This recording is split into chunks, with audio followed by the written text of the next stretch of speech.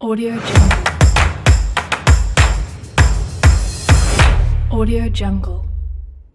Nah, saya hari ini akan memaparkan konsepsi kepramukaan, lalu keterkaitannya dengan pembiasaan, dan nanti di ujung saya akan memberikan 5 strategi khusus untuk pembiasaan, untuk menguatkan sebuah kebiasaan. Nah, jadi mungkin sudah melihat semua ya? Sudah tampak, Prof. Sudah ya? Sudah, Kak. Oke. Tinggal Sudah ya? Sudah Kak Ireng ya? sudah. Ya, saya mengistilahkan kepramukaan karena ada di Undang-Undang Gerakan Pramuka. Ya, jadi kepramukaan meskipun sekarang ini ada kepanduan yang juga masih bergerak di satuannya masing-masing, tetapi setelah di kegiatan formal dia pasti menamakan kepramukaan meskipun di satuan pendidikannya mengistilahkan kepanduan. Nah, sehari-hari saya ini ada di Universitas Negeri Surabaya, Fakultas Bahasa dan Seni, di Prodi Pendidikan Bahasa. Home base saya di S3 Pendidikan Bahasa Indonesia. Dan kepramukaan saya pembina di Gugus Depan Surabaya 413, lalu kualifikasinya sudah 5 PITS, jadi 5 PITS, karena mantan kapus Diklatnas Gerakan Pramuka Indonesia, lalu mantan wakil ketua Kuartir Nasional, dan mantan ketua harian di Kuartir Daerah Jawa Timur. Bapak, Ibu semua, kakak-kakak semua, kalau pramuka dilihat, itu punya 3 dimensi. Jadi kalau kita melihat nama pramuka, itu melihatnya bisa 3 dimensi. 1 dimensi sebagai metode. Jadi ada metode kepramukaan. Yang kedua, dimensi pendidikan. Artinya di dalam kepramukaan ada pendidikannya, ada kurikulumnya, ada SKU-nya, syarat kecakapan umum, ada syarat-syarat yang lain. Kemudian bisa dilihat dari sisi bahwa pramuka itu sebuah organisasi. Ada pengelolanya. Yang kalau ditarik garis lurus ke Kuartir Nasional, tapi kalau pendidikan kepramukaan ditarik lurus bisa ke Kementerian Pendidikan, bisa ke masyarakat, dan seterusnya. Contoh, ada seorang melihat pramuka dari sisi metode. Seorang kakek punya 20 cucu kecil-kecil, maka dia boleh mendidik cucunya itu dengan metode kepramukaan. Diajaklah ke kebun, dibentuk kelompok untuk memudahkan kan. Dan cucu 20 itu dibentuk per 4, jadi 5 kelompok, ditunjuklah ketua, diberi tanda, diberi seragam, dan seterusnya. Boleh nggak? Boleh, selaku metode. Jadi dia menggunakan metode kepramukaan. Selaku pendidikan, boleh nggak saya melakukan pendidikan dengan gaya kepramukaan? Boleh. Jadi di situ ada jenjangnya, ada ininya. Nah, di sisi organisasi, ini sudah ada aturan siapa yang harus di dalam, siapa yang harus menggerakkan, siapa yang harus mendidik. Jadi 3 dimensi ini maka kita boleh melakukan ekstra kepramukaan secara secara formal dalam dunia pendidikan. Jadi, nah ini syukur kalau di sebuah lembaga itu ada ekstra kepramukaan dan ada gugus depan. Ini sangat bagus karena sejak 1976 kita sudah punya kerjasama antara Kuartir Nasional dengan Dikdasmen waktu itu. Jadi kerjasama gugus depan ada di sekolah. Ini pengantar saja ya. Kemudian tujuan gerakan pramuka, ini tujuan gerakan pramuka ya, bukan pendidikan kepramukaan, bukan ekstra kepramukaan. Tujuan gerakan pramuka itu mendidik pramuka 3 hal, yaitu karakter, kecakapan, kebangsaan. Karakternya ada di dasa dharma, kecakapannya ada di syarat kecakapan yang harus ditempuh, kebangsaannya adalah pembiasaan keseharian yang dilakukan lewat latihan, lewat kegiatan, dan seterusnya. Nah, 3 ini dicanangkan dalam tujuan gerakan pramuka yang panjang kalau disingkat menjadi 3 konsep ini. Nah, anak yang karakternya bagus, kebangsaannya bagus, kecakapannya nggak ada, pengangguran. Anak yang karakternya bagus, kecakapannya bagus, nggak punya kebangsaan, teroris. Anak kebangsaannya bagus, kecakapannya bagus, karakter nggak punya, begal, koruptor, bullying. Nah, di gerakan pramuka, itu 3 ini simultan. Semuanya harus terangkai dengan bagus supaya tidak ada kekosongan di salah satu. Nah, karakternya adalah karakter dasa dharma itu. Nah, di pendidikan formal, karakter yang dipesankan kan ada 10 karakter itu di Permendikbud nomor 12 itu, atau nomor 13 itu. Nah, di 3 ini nanti ada pembiasaan, kita kaitkan dengan 7 kebiasaan anak Indonesia hebat. Nanti di belakang saya punya 5 rumus melakukan pembiasaan yang sudah teruji dan berhasil di lembaga-lembaga yang sempat saya bina. Nah, apa ciri kepramukaan? Ciri kepramukaan itu kan yang pertama, dia menggunakan metode baku tetap yang dipakai oleh semua negara, 180 negara menggunakan metode ini, dan metode ini nggak ganti-ganti sejak berdiri dulu. Yang pertama, kode kehormatan, dia mementingkan kode kehormatan, itu adalah dasa dharma, serta trisatya di sana. Lalu di alam terbuka, kanal landing kita, standing kita itu naturalistik. Kalau kita mengenal 4 konsep pendidikan, itu kan ada napistik, nativistik, itu bakat dan minat. Lalu ada naturalistik, bahwa alam akan membentuk, ya situasi yang dibuat akan membentuk seseorang. Yang ketiga kan empiristik. Empiristik itu pembiasaan-pembiasaan yang dilatihkan.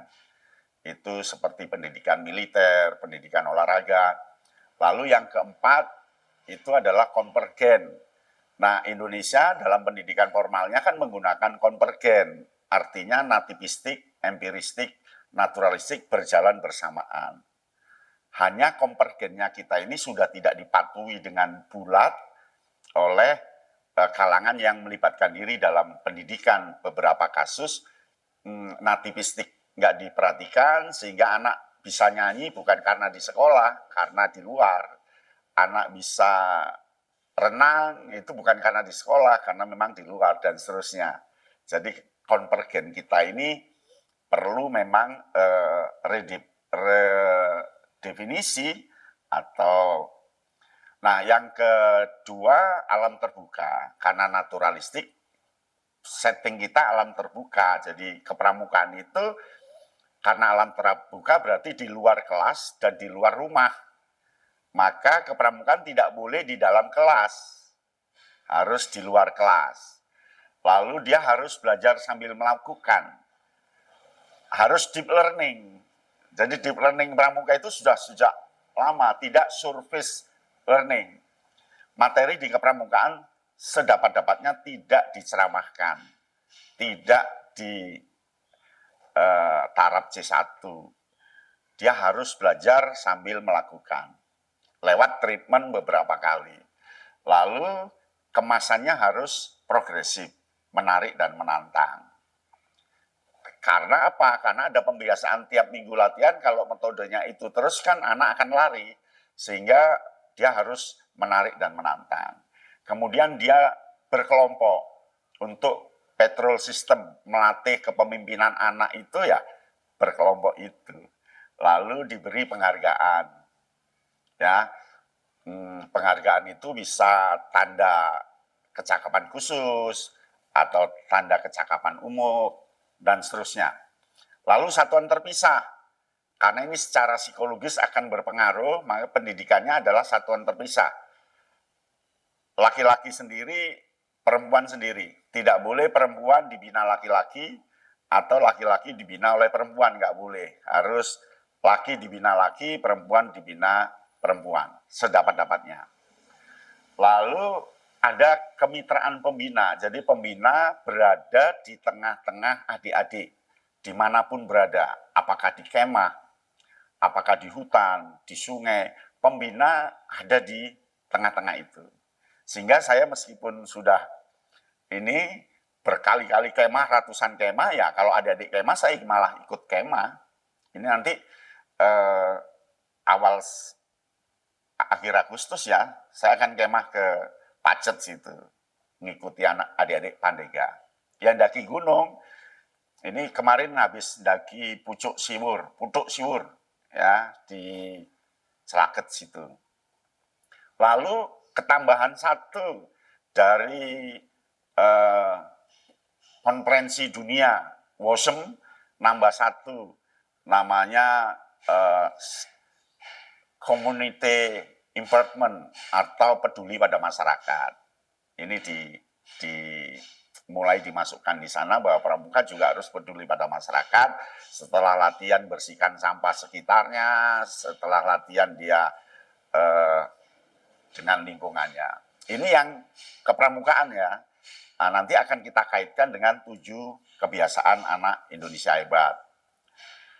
Jadi pramuka melalui kepramukaan mencapai tujuan gerakan pramuka. Kepramukaan itu berarti medium. Kepramukaan itu berarti alat. Kepramukaan itu berarti sarana. Ya, kepramukaan itu berarti kalau dalam deep learning namanya scaffolding. Jadi pendukung suksesnya sebuah proses. Jadi pramuka tidak langsung mencapai tujuan gerakan pramuka, tapi dia harus olah diri di kepramukaan. Ya, di kepramukaan ini. Nah, nanti berarti kalau siswa dia olah diri di kebiasaan untuk tujuan pendidikan. Ya, kalau mau menganalogikan. Kemudian karena kepramukaan itu alat, kepramukaan itu metode, berarti kemah itu bukan tujuan. Kemah itu alat, media. Jelajah itu sarana. Baris berbaris itu sarana. Tali temali dengan aneka ragamnya itu alat. Sandi itu alat. Upacara itu alat. Game, ya game yang macam-macam, tepuk gajah, tepuk jempol, semua tepuk, variasi itu alat. Ya, bukan tujuan.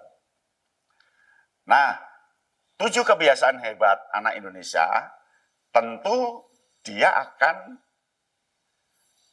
memerlukan alat dan media.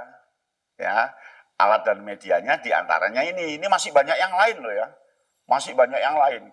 Karena pramuka itu naturalistik, itu kreasi alatnya itu ratusan. Ini kan baru 7. Ini masih banyak yang lain. Ya. Nah, sehingga 7 kebiasaan anak Indonesia hebat tidak bisa letterless. Tidak bisa langsung. Dia harus ada alat dan media yang dikemas oleh pendampingnya, oleh orang tuanya, oleh gurunya, yang menarik dan menantang bagi anak-anak. Nah, satu, memerlukan alat dan media. Yang kedua, 7 kebiasaan anak Indonesia hebat itu memerlukan tujuan antara. Tujuan antaranya itu kan bangun pagi, beribadah, berolahraga, itu tujuan antara, bukan tujuan endingnya. Endingnya ya pasti karakter yang kita harapkan itu. Itu tujuan antara. Jadi 7 kebiasaan ini hanya media. 7 kebiasaan ini bukan tujuan. 7 kebiasaan ini hanya antara. Lalu Karena sudah ada alatnya, tujuan antaranya sudah jelas 7 kebiasaan itu, kita perlu fokus tindakan. Fokus 1, bangun pagi, fokus 2, beribadah, fokus 3, berolahraga, fokus 4, gemar belajar, dan seterusnya ya, sampai pada tidur lebih awal ya, tidur yang cukup. Itu harus fokus. Lalu, karena pembiasaan itu tidak hanya sehari, tidak hanya 5 kali, tidak ada dalam sebuah teori pembiasaan John Dewey, itu kan 21 hari pembiasaan yang bagus itu, 21 kali. Ya, dari awareness ke trial ya sampai pada ke culture. Itu 21 kali menurut teori. Nah, sehingga akan mengalami kebosanan pembiasaan. Kebosanan ini akan berakibat apatisnya siswa, perlawanan siswa, dan siswa jadi objek yang tidak punya kreasi apa-apa. Hati-hati dengan sebuah pembiasaan. Oleh karena itu diperlukan variasi pembiasaan. Nah, kunci variasi pembiasaan inilah yang memerlukan dukungan kepramukaan. Dukungan ekstra kepramukaan itu. Sehingga pembiasaan yang 7 kebiasaan ini akan berjalan dengan bagus ya sampai sekitar ratusan kali gitu. Ya. Dan yang terakhir, cakupannya harus jelas. Cakupan bangun pagi itu apa? Lalu cakupan beribadah itu apa? Cakupan berolahraga itu apa? Ya, karena ingat, kelemahan kebiasaan itu adalah rasa bosan. Kelemahan kebiasaan itu adalah apatis. Kelemahan kebiasaan robot. Ya, sehingga ada kemudahan di sana. Oleh karena itu, bangun pagi, beribadah, berolahraga, makan sehat dan bergizi, gemar belajar, bermasyarakat, tidur cepat, tidak bisa suplemen. Tidak bisa satu kali selesai. Dan kita tidak bisa ngomong, sudah saya berikan loh. Kok balik lagi? Kemarin sudah saya beritahu, kok balik lagi? Kebiasaan itu tidak bisa statement sudah dilakukan karena menurut teori dia 21 kali sampai ke culture. Sampai sudah, ya seperti makan lah. Anak kecil makan, itu kan kebiasaan. Didulang, nangis, dulang, ngomong, tetap didulang. Sampai sekarang kita makan itu menjadi kebiasaan. Termasuk mandi, memakai pakaian, itu kan berkali-kali itu, 21 kali lebih, sampai dia pakai baju sudah nggak usah tanya orang lain, sudah biasa. Oleh karena itu, kita perlu prinsip pembiasaan. Jadi prinsip ini harus dipegang ya, prinsip pembiasaan. Saya menerapkan ini berkali-kali di arena kepramukaan tingkat nasional, atau daerah, ini prinsipnya 5 ini. Yang pertama, taat asas. Karena kebiasaan rutin 21 kali, ini kecenderungan pembina, kecenderungan pendamping, nggak taat asas. Ya, nggak taat asas. Kemudian, keteladanan dari pendampingnya. Yang ketiga, progresif. Yang dimaksud progresif itu, pembiasaan sekali harus berbeda dengan yang kedua, harus berbeda yang ketiga, meskipun dia bentuk kecil. Biasanya kalau di kemah itu hari pertama itu tenda berdiri, pagar sudah ada. Hari kedua harus sudah ada tamannya. Hari ketiga sudah ada tempat sampah dan seterusnya. Hari keempat, nah itu pembiasaan yang progresif untuk menghilangi kebosanan. Ya. Lalu kendali lingkungan. Ya, kendali lingkungan itu artinya mengendalikan tempat. Kapan, sore apa pagi, ada halangan apa, kira-kira hujan nanti di seberapa lama, dan seterusnya. Ini kendali lingkungan harus paham, terutama kebiasaan yang ada di luar rumah, di luar sekolah, ya. Lalu penguatan itu motivasi. Karena kebiasaan yang ketujuh itu sudah mulai turun dia, Mas. Sudah mulai turun. Nah, ini perlu penguatan. Sehingga pembimbing, guru, pembina harus jago menguatkan. Jago menguatkan. Ya, kalau enggak ditinggal, kalau enggak jenuh, kalau enggak lari dia. Kalau enggak kebohongan akan terjadi. Pura-pura bangun pagi ini ngomong ke ibunya, Bu, tulis saja Bu, saya ini Bu sudah mulai ada kebohongan di sana. Hati-hati, kebiasaan itu bisa menjadi sebuah perlawanan.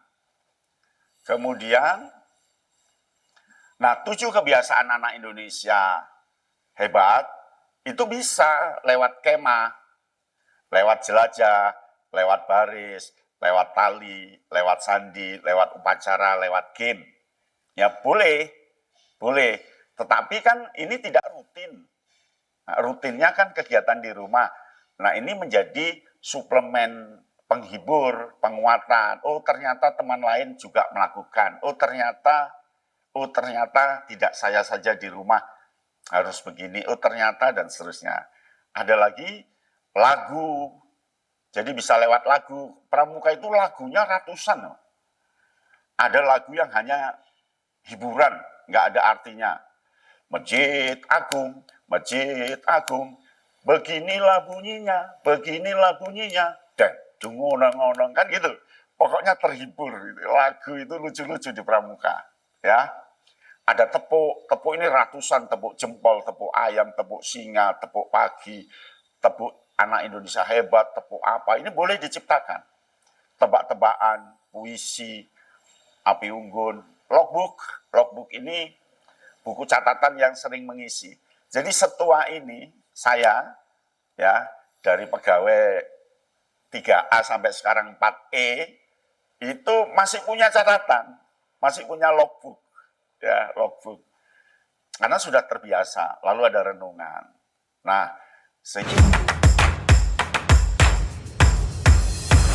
Audio Jungle.